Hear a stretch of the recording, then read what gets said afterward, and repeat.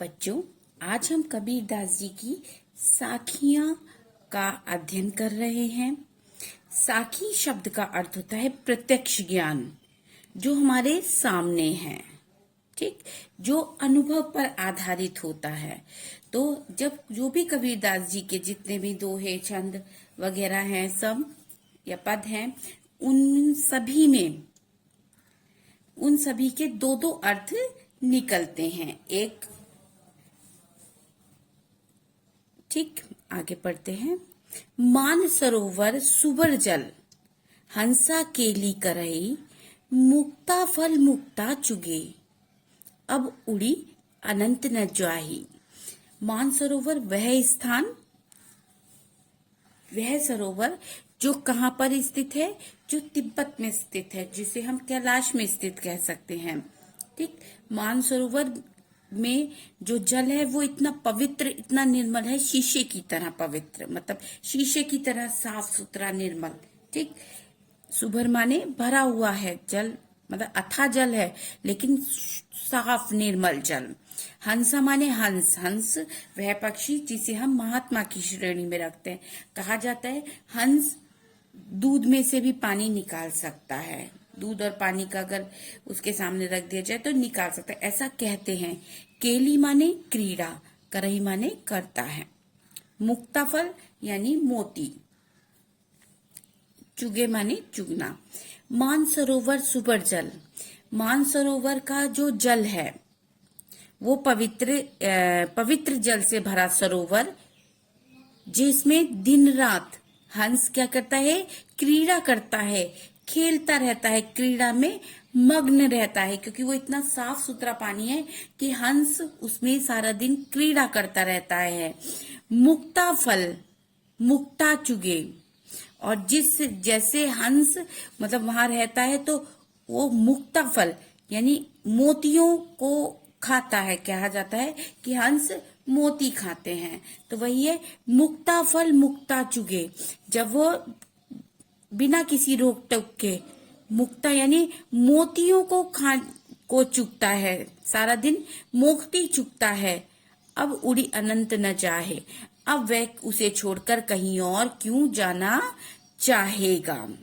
उसे वही स्थान प्रिय है जो एक तो साफ सुथरा है, ठीक, और वहां पर हंस विराजमान है, पूरा दिन उस निर्मल साफ सुथरे पानी में क्रीड़ा करता है, और खाने को वहां पर उसे मोती मिल रहे हैं चुगने को, तो वो उस स्थान को छोड़कर क्यों जाना चाहेगा। अर्थात इसका तात्पर्य यह है, अर्थात कहने का तात्पर्य यह है कि मानसरोवर, यहाँ अब दूसरे अर्थ में ये शब्दों के अर्थ बदल जाते हैं। मानसरोवर यानी मन, अगर यहाँ पर कहा गया है जो भक्त है, मनुष्य का जो मन है, मानसरोवर सुभर जल, जिसका मन मानसरोवर के जल जैसा पवित्र है, जिसका मन मानसरोवर के या भक्ति की भावना से भरा हुआ है। जैसे मानसरोवर का जल शुद्ध पानी से भरा हुआ है,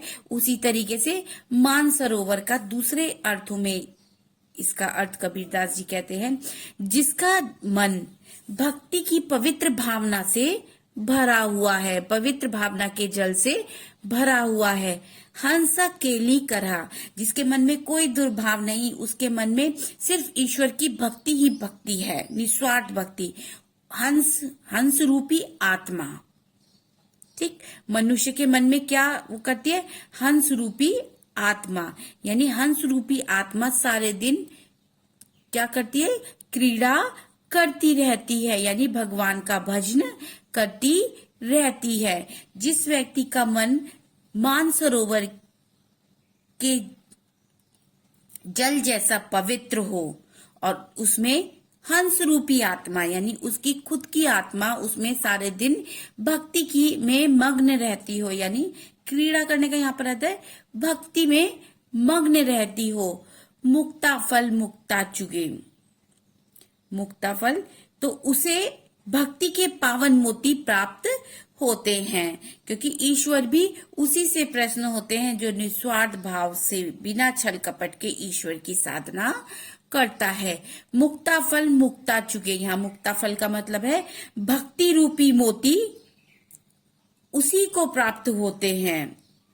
उसको क्या प्राप्त होते हैं? भक्ति रूपी मोती प्राप्त होते रहते हैं।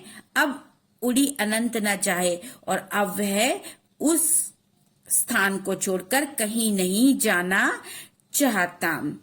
यहाँ पर भक्ति भावना की, जो भक्ति भावना होती है उसकी एकदम चरम सीमा अवस्था दिखाई है, जहां पर आत्मा और परमात्मा का मिलन होता है। यानी दूसरे अर्थों में ये कहा जा सकता है जिसका मन मानसरोवर के जल के समान पवित्र हो, और उसमें भक्ति रूपी आत्मा, मतलब उसकी जो आत्मा है उसमें क्रीड़ा करती हो, उसकी आत्मा उसमें क्या करती हो? भगवान का भजन करती हो। ऐसे व्यक्ति को भक्ति रूपी मोती मिलते हैं। ईश्वर उसे भक्ति रूपी मोती प्रदान करता है, तो वह अब उस स्थान को छोड़कर अब उसे कहीं जाने की जरूरत नहीं है। अर्थात यहाँ पर आत्मा का परमात्मा से मिलन हो जाता है, उस भक्त को ईश्वर की प्राप्ति हो जाती है। दूसरा देखते हैं, प्रेमी ढूंढत मैं फिरो, प्रेमी मिले न कोई। प्रेमी को प्रेमी मिले, सब विष अमृत होए। ढूंढत माने ढूंढता फिरना। प्रेमी यहाँ कहा गया है प्रभु के भक्त को। प्रेम कैसा भी हो सकता है, माँ पुत्र का हो सकता है, बाप बेटे का हो सकता है, बहन भाई का हो सकता है, गुरु शिष्य का हो सकता है। यहाँ पर जो प्रेम दिया है भक्त और भगवान का प्रेम यहाँ पर दर्शाया गया है। ठीक, विष का मतलब जहर। ठीक, प्रेमी का मतलब भक्त, प्रभु का भक्त। ढूंढत माने खोजता फिरना। कबीरदास जी कहते हैं, मैं किसी प्रेमी ढूंढत मैं फिरो। कबीरदास जी कहते हैं, मैं एक सच्चे प्रेमी को ढूंढता फिर रहा हूं, यानी मैं ईश्वर को ढूंढता फिर रहा हूं। सच्चे प्रेमी को ढूंढने निकला। जब भी मैं सच्चे प्रेमी को ढूंढने निकला, प्रेमी मिला न कोई। मुझे वह सच्चा प्रेमी, लाख प्रयत्न करने के बाद भी मुझे वह सच्चा प्रेमी नहीं मिल सका। प्रेमी को प्रेमी मिले, जब मुझे वह सच्चा प्रेमी मिला, जब मुझे उस ईश्वर की प्राप्ति हो गई, उस ईश्वर की भक्ति की प्राप्ति हो गई जिसको मैं सारे में ढूंढता रहा था, सब विष अमृत होए, तो मेरे मन में जितने भी विकार थे, जितने भी दुख थी, पीड़ा थी, बुरी भावनाएं थी, वो सब अच्छी पवित्र भावनाओं में बदल गई। यानी वो जो सारे विषाद, जितने मेरे मन में दुख थे, वो सब अमृत में परिवर्तित हो गए। यानी उस मन को ईश्वर की भक्ति प्राप्त हो गई। प्रेमी ढूंढत मैं फिरा, मैं प्रेमी ढूंढने के लिए जब निकला, जब मैं ईश्वर को प्राप्त करने के लिए निकला, प्रेमी मिले न कोई। मुझे कोई भी ऐसा इंसान नहीं मिला जो मुझे ईश्वर की प्राप्ति करा देता। सारे में ढूंढता रहा पर कोई नहीं मिला। प्रेमी को प्रेमी मिले, जब प्रेमी को प्रेमी मिल जाता है, सच्चा प्रेमी मिल जाता है, तो सब विषाद, सब विषय अमृत होए। तो जितने भी उसके मन में दुख, तकलीफें, बुरी भावनाएं होती हैं, वो सब निकल जाती हैं और उसका मन अमृत के समान पवित्र हो जाता है। आइए तीसरा देखते हैं, हस्ती चढ़ी ज्ञान को सहज दुलीचा डार, स्वान रूप संसार है भौकन दे झक मार। हस्ती माने हाथी, इसके दो अर्थ निकलेंगे बेटा। हस्ती चढ़ी ज्ञान को, सहज दुलीचा डाल, सहज मतलब स्वाभाविक, सत्य। ठीक, सहज का अर्थ होगा स्वाभाविक या सत्य। दुलीचा माने कालीन। ठीक है, जो हाथी के ऊपर जब माँ बैठते हैं, जब राजा या कोई लोग बैठते हैं, तो उसके ऊपर हम लोग एक छोटा सा कारपेट टाइप से डाल लेते हैं हाथी के ऊपर जब बैठते हैं। स्वान माने कुत्ता, भौकन माने भौंकने वाला, झकमार यानी वक्त बर्बाद करना या बकवास करना, है ना। या तो वक्त बर्बाद करना बोल सकते हैं झक मार का, या फिर कोई बकवास करना। हस्ती चढ़ी ज्ञान की, तो इसमें कबीरदास उन साधकों से कहते हैं, उन लोगों से कहते हैं जो सच्ची में अपने जीवन में ईश्वर का ज्ञान प्राप्त करना चाहते हैं, जो ज्ञान को प्राप्त करना चाहते हैं, उनको संबोधित करते हुए कबीरदास जी कहते हैं जो ज्ञान की, सच्चे ज्ञान की प्राप्ति करना चाहते हैं, उन लोगों से क्या कहते हैं कबीरदास जी? हस्ती चढ़ी ज्ञान की, कि हाथी, ज्ञान रूपी हाथी के ऊपर, हस्ती चढ़ी ज्ञान को, यानी ज्ञान रूपी, कहते हैं कि हस्ती चढ़ी ज्ञान की, ज्ञान रूपी हाथी पर सहज दुलीचा डाल, अपना स्वाभाविक सत्य का, दुलीचा माने कालीन या छोटा आसन, छोटा आसन डालो। यानी ज्ञान, जब आप ज्ञान अर्जित कर रहे हो तो आप हाथी पर विराजमान हो, ऐसा समझो। ठीक, हस्ती चढ़ी ज्ञान को, जब ज्ञान रूपी हाथी पर आप जा रहे हो, सहज दुलीचा डाल, और उस पे सत्य का क्या बिछा रखा है आपने? दुलीचा डाल रखा है, यानी सत्य का आसन बिछा रखा है। स्वान रूपी संसार है, यानी ये जो स्वान रूपी, ये जो संसार है, ये अज्ञान है। स्वान अज्ञान रूपी संसार है, ये संसार क्या है? अज्ञान है। ये उस कुत्ते के समान है, भौंकन दे झकमार। जब हाथी जाता है, तो जब हाथी सड़क से निकलता है तो स्वान रूपी संसार, ये संसार एक कुत्ते के समान है और वह भौंकता रहता है। जब हाथी जाता है तो सैकड़ों कुत्ते उसके ऊपर भौंकते हैं, भौंकन दे झकमार, और हाथी अपने स्वाभाविक रूप से चलता चला जाता है और उन पर ध्यान नहीं देता है। भौंकन दे झकमार, कि ये तो जो लोग हैं ये तो बोलते ही रहेंगे। जो लोग सत्य को खोजते हैं या जो ज्ञान को खोजते हैं, उनकी सदैव आलोचना होती है। यहाँ कहने का तात्पर्य स्वान रूपी संसार है कि ये संसार तो उस कुत्ते के समान है, भौंकन दे झकमार, जो तेरे जाने पर, कि जिस प्रकार हाथी के जाने पर कुत्ते भौंकते रहते हैं और हाथी अपनी स्वाभाविक गति से चलता चला जाता है, थोड़ी देर बाद कुत्ते थक कर शांत हो जाते हैं, झक मार के, यानी अपनी बकवास कर कर शांत हो जाते हैं। उसी प्रकार जो असली साधक है, जो ज्ञान प्राप्त करना चाहते हैं, वो किसी की, हाथी की तरह किसी की परवाह नहीं करते। वह सहज स्वाभाविक चाल से चलते रहते हैं और संसार की चिंताओं से विचलित नहीं होते और ज्ञान प्राप्त कर लेते हैं। आइए अगला देखते हैं। पाखा पाखी के करने, पाखा पाखी के कारणे सब जग रहा भुलान, निरपक होए के हरि भजे सोई संत सुजान। पाखा पाखी यानी पक्ष विपक्ष, कारणे कारण, जग माने संसार, भुलाना यानी भूल जाना, निरपक, निरपक माने निरपेक्ष, होई माने होकर, हरि भजे, हरि को भजे, सोई संत सुजान, वही सुजान माने सज्जन व्यक्ति। ठीक है, आगे देखते हैं।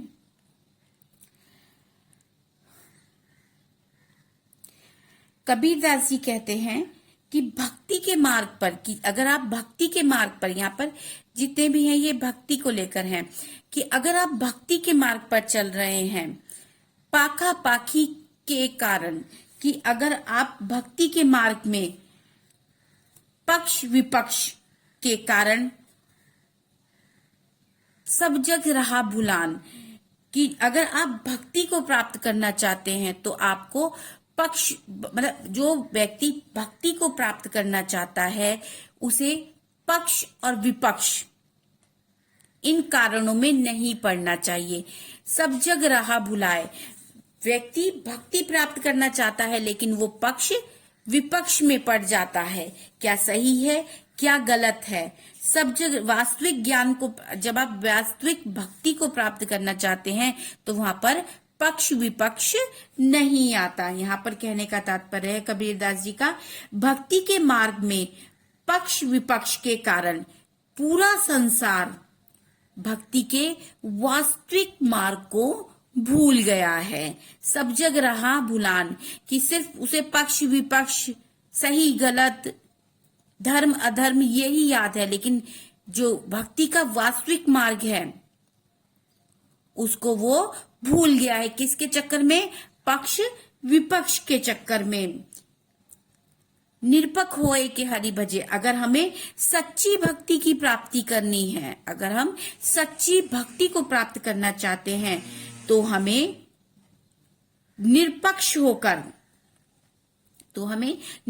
होकर भगवान का भजन करना चाहिए। यानी अगर हम भक्ति को प्राप्त करना चाहते, सारा जग ये भूल चुका है कि अगर आप सच्ची भक्ति प्राप्त करना चाहते हैं तो आपको पक्ष निरपक्ष कारणों को छोड़ना पड़ता है। उसमें सिर्फ आपको हरि का स्मरण करना पड़ता है।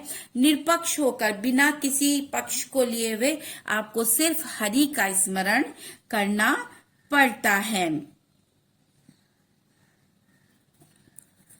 सोई संत सुजान, जो निरपक्ष होकर हरि का स्मरण करता है, बिना किसी भेदभाव, बिना किसी तर्क वितर्क के, बिना किसी पक्ष विपक्ष को जाने, जो सिर्फ हरि की भक्ति करता है, सोई संत सुजान, वही व्यक्ति सज्जन कहलाता है, या वही व्यक्ति संत ज्ञानी कहलाता है, जो पक्ष विपक्ष यानी सही गलत या धर्म के जो आडंबर हैं उनको छोड़ देता है, जो सिर्फ भगवान का सिर्फ स्मरण करता है भगवान का और बाकी चिंताओं को भूल जाता है, वही व्यक्ति सज्जन या सच्चा भक्त कहलाता है।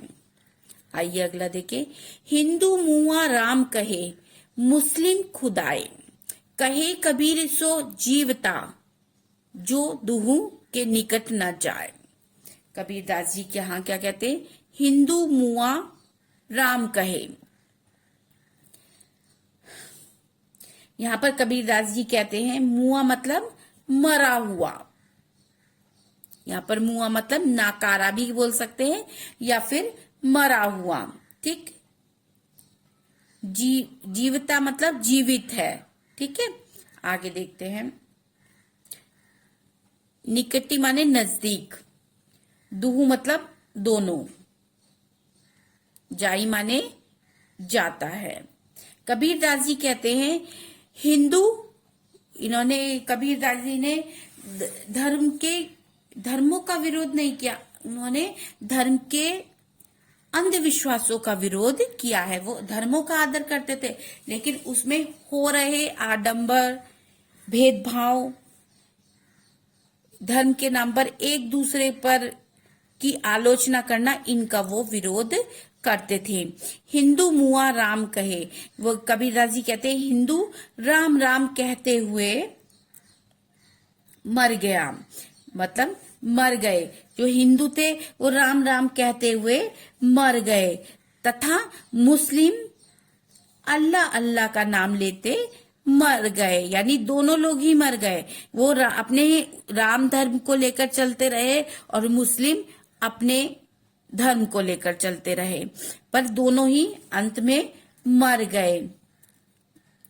कहे कबीर सो जीवता, अपने धर्म के अंधविश्वासों के कारण वो ईश्वर को प्राप्त नहीं कर पाए, यानी जो आडंबर, जो अंधविश्वास चल रहा है, इस कारण उनको पता ही नहीं कि धर्म है क्या, कि सच्चा धर्म होता क्या है, वे यही नहीं जानते थे। वो सिर्फ राम राम राम राम कर और मुस्लिमों का विरोध करके, और ऐसे ही मुस्लिम हिंदुओं का विरोध करके दोनों ही अंत में मर गए।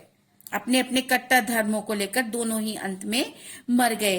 कहे कबीर सो जीवता, कबीरदास जी कहते हैं कि वही ईश्वर को प्राप्त कर सकता है। दोनों ने में से किसी ने ईश्वर को प्राप्त नहीं किया। ईश्वर को सिर्फ वही साधक प्राप्त कर सकता है, वही भक्त प्राप्त कर सकता है जो दोनों के निकट ना जाए। वो कहते हैं कि वही साधक ईश्वर को प्राप्त कर सकता है जो ये कृत्रिम मार्ग, ये जो हिंदू मुसलमान मार्गों से दूर रहकर अपने सद्विचारों से, अपने अच्छे विचारों से जीवन यापन करता है, वही व्यक्ति जीवित रहे। कबीरदास जी कहते हैं जो अपने धर्म को तो मानता है लेकिन उनके अंधविश्वासों को नहीं मानता, यानी मानवता को मानता है। कहे कबीर सो जीवता, वही व्यक्ति मरने के उपरांत जीवित रहता है। वही व्यक्ति मरने के उपरांत जीवित रहता है जो देहों के निकट न जाए, जो इन दोनों के निकट नहीं जाता, जो दोनों धर्म के अंधविश्वासों के निकट नहीं जाता। वो ईश्वर को तो मानता है लेकिन मानवता को भी मानता है। वही व्यक्ति मरने के उपरांत जीवित रहता है। ऐसे साधक ही सत्य को महत्व देते हैं। यानी कबीरदास का मतलब है जो साधक, जो भक्त भक्ति करता है, ईश्वर को एक मानता है, वही मरने के उपरांत जीवित रहता है। नेक्स्ट देखें, काबा फिरी काशी भया, राम ही भया रहीम, मोट चून मैंदा भया, बैठे कबीर जीम। कबीरदास जी यहाँ पर फिर धर्म का विरोध करते हैं लेकिन कुछ अलग तरीके से।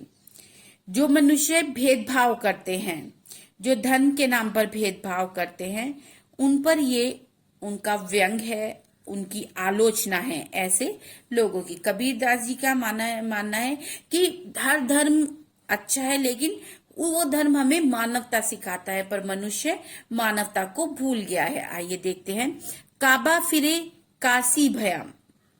कबीरदास जी कहते हैं मनुष्य धार्मिक भेदभाव से ऊपर उठ जाता है, तब मनुष्य जब वो धार्मिक भेदभाव से ऊपर उठ जाता है तब मनुष्य के तीर्थ स्थान काबा और काशी, काशी बनारस है ना, काशी कौन सा स्थान? हिंदुओं का तीर्थ स्थान काशी। जब मनुष्य ये जो धार्मिक भेदभाव से ऊपर उठ जाता है तब काबा फिरे काशी भया। वो कहते हैं जो मुस्लिमों का तीर्थ स्थान है काबा और हिंदुओं का प्रसिद्ध तीर्थ स्थान काशी, इन दोनों का अंतर समाप्त हो जाता है उसकी नजर में। जब उसको मनुष्य धार्मिक भेदभाव से ऊपर उठ जाता है, जब उसे सत्य का ज्ञान होता है या ज्ञानी हो जाता है या उसको अपने भक्त को सही ज्ञान मिल जाता है भक्ति का, तो उसके लिए काबा और काशी एक समान हो जाते हैं। उसमें उसका काबा और काशी में कोई अंतर उसे नहीं दिखाई देता। मतलब अंतर का मतलब है कि वो काबा का भी सम्मान करता है और काशी का भी सम्मान करता है। राम ही भया रहीम, उसके लिए राम और रहीम यानी अल्लाह के बीच में कोई का अंतर समाप्त हो जाता है, क्योंकि उसका बौद्धिक स्तर का विकास हो जाता है, तो उसे काबा और काशी में कोई अंतर नहीं लगता, राम और रहीम में भी उसे कोई अंतर नहीं लगता। मोटा चून मैंदा भयो, कि मोटा चून, जब तक मोटा चून को अखाद्य समझते कि गेहूं को थोड़ी खा लेंगे। मोटा चून मतलब अगर आपसे कहा जाए तो तुम गेहूं को थोड़ी खा लोगे, कच्चे गेहूं को, लेकिन हम क्या खा सकते हैं, या तो उसको पीस के दलिया बना के या फिर उसका बारीक चूर्ण आटा बनाकर हम उसे खा सकते हैं। तो कहिए उन्होंने यही कहा है, मोटा चून को मैं अखाद्य समझ रहा था, कि मोटे चून को अभी मैं सोच रहा था कि ये खाने लायक नहीं है। यहाँ पर दो शब्दों का अर्थ है, इसके भाव को आपको समझना होगा।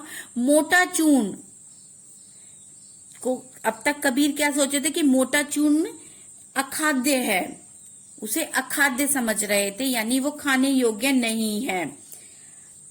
मैंदा भया, अब वो जब मैंदा भय बन गया है, बैठ कबीर जीम, तो अब मैं आराम से बैठकर उसे खा रहा हूं। आश्रय यह है, इसका आश्रय यह है कि धार्मिक भेदभाव के समाप्त होने पर मेरे मन से हिंदू मुस्लिम राम रहीम जैसी दुर्भावनाएं समाप्त हो गई हैं। जिस प्रकार ऊपर से देखने में मोटा चूर्ण यानी गेहूं को देखकर खा नहीं सकते, लेकिन जब वो पिस जाता है, पिस के जब वो बारीक बन जाता है संघर्ष के बाद, तो वह खाने योग्य हो जाता है। उसी प्रकार धार्मिक भक्ति होती है कि जब तक आपको उसका ज्ञान नहीं होगा तब तक आपके लिए काबा है और काशी है, दोनों अलग अलग है। लेकिन जब आपको इसके भेदभाव से ऊपर उठकर आपको मनुष्यता का ज्ञान होगा, तब आपके लिए काबा और काशी में भी अंतर नहीं होगा और ना ही राम और रहीम में अंतर होगा। आगे देखते हैं। ऊंचे कुल का जन्मिया, जे कारण जे करनी ऊंची न होए, सुबरन कलश सुरा भरा, साधु निंदा सोए। ऊंचे कुल में जन्मिया, जन्मिया माने जन्म लेना। कबीरदास जी कहते हैं कि ऊंचे कुल में जन्म लेने से जे करनी ऊंची ना होए। अगर आपका जन्म ऊंचे कुल में हुआ है तो इसका मतलब ये नहीं कि आप जब भी आपने ऊंचे कुल में जन्म लिया है तो आपके जितने भी कर्म होंगे वो सारे ऊंचे ही होंगे, ऐसा नहीं होता। ऊंचे कुल में जन्म लेने से ये इस चीज की कोई गारंटी नहीं कि आपके सारे कर्म ऊंचे ही होंगे। जे करनी ऊंची ना होए, अगर करनी ऊंची नहीं है आपकी, अगर आपके कर्म अच्छे नहीं है, ऊंचे ना होए, मतलब अगर आपके कर्म ऊंचे नहीं है यानी आपके कर्म श्रेष्ठ नहीं है, तो ऊंचे कुल में भी जन्म लेने का आपका कोई भी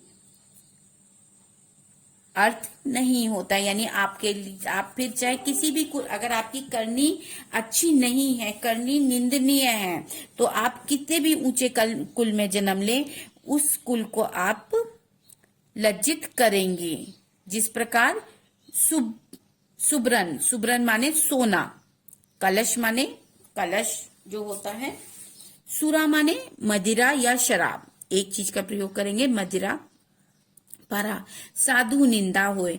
जिस प्रकार सोने के कलश के अंदर आप अगर शराब या मदिरा भर देते हैं, बेशक सोने के कलश में रखिए लेकिन उसके अंदर पदार्थ तो मदिरा है ना, शराब है, तो साधु निंदा होए। तो साधु तो सदैव ही उसका निंदा करेंगे, यानी समाज के सज्जन पुरुष तो सदैव ही उसकी निंदा करेंगे। कि चाहे आप सोने के क्लास में सोने के कलश में मदिरा को भर के रख दीजिए, चाहे कांच के गिलास में, लेकिन उसके अंदर जो पदार्थ है वो तो बुरा है ही है। तो वही कहा है कि ऊंचे कुल में जन्मिया, ऊंचे कुल में जन्म लेने से जे करनी ऊंची ना होए। अगर आपकी करनी भी श्रेष्ठ नहीं है, श्रेष्ठ कुल में जन्म लेने से अगर लेते हैं अगर आप, और आपकी करनी श्रेष्ठ नहीं है, तो आपकी सदैव ही निंदा होगी। जिस प्रकार सोने के कलश में सुरा भरे जाने से, सोने के कलश में शराब भरे जाने से साधु लोग सदैव ही उसकी निंदा करेंगे। यानी अर्थात कहने का तात्पर्य है कि यदि व्यक्ति के कर्म महान नहीं होते तो वह ऊंचे कुल में भी जन्म लेने का उसका कोई भी मतलब वह ऊंचे कुल, उसके सामने फिर ऊंचा कुल भी निंदा का विषय बनता है। अगर मनुष्य के कर्म महान नहीं है तो वह अपने कुल को लज्जित कर देता है।